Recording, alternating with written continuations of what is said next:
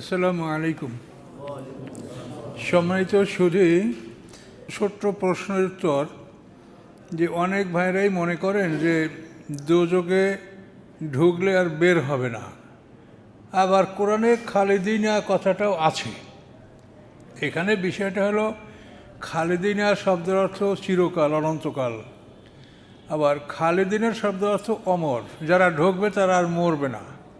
খালিদিনের শব্দের অর্থ বহুকাল। এই তিনটে অর্থই এটার থেকে পাওয়া যায়। তো এই জন্য আমরা যদি কোরআনের দিকে নজর করি যে বিষয়টা ক্লিয়ার। কোরআনে আল্লাহ বলছেন যে আমি বিন্দু মাত্র আমার বান্দার উপরে জুলুম করি না। এ তো জানেন, অমানা বেজল্লা মেনলিল আবিদ।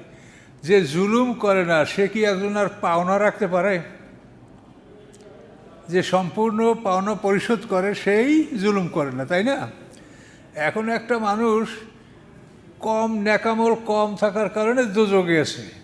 তো এখন তার তো ন্যাকামল আসে কম, কিন্তু সে পাওনা এটার বিনিময় সে পাবে না। পাওনা পরিশোধ তো করার জন্য আল্লাহ প্রতিশ্রুতি, এবং সেখানে তো আল্লাহ বলছেন ফামাইয়া আমাল মিসকালা জাররাতেন খায়রাইয়ারা, যে অনুপরিমাণ ভালো করলে সেটাও সে দেখবে।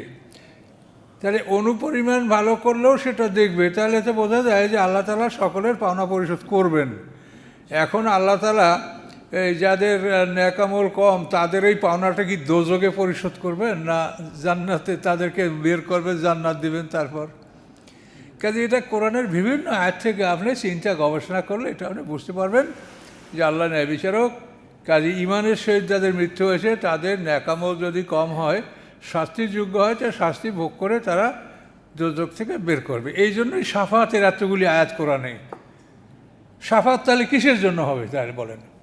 কাজে এই জন্য এই কথা যেন কেউ মনে না করেন যে সবাই দোজখে ঢুকলে বাইর হবে না, এটা না।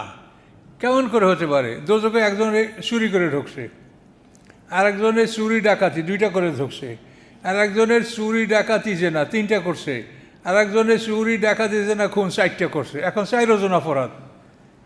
এখন যে শুধু চুরি করে ঢুকছে আর যে 4টা করেছে, আর দুইজনকে সমান খাটবে? এটা কি ন্যায় বিচার? তাহলে কী করে আপনি বলতে পারেন যে দোজখে ঢুকলে আর বের হবে না? কাজে এই কথাগুলো কোরআনের কথা ভালো করে বোঝার চেষ্টা করেন। আল্লাহ আপনাদেরকে বোঝার তৌফিক দিক।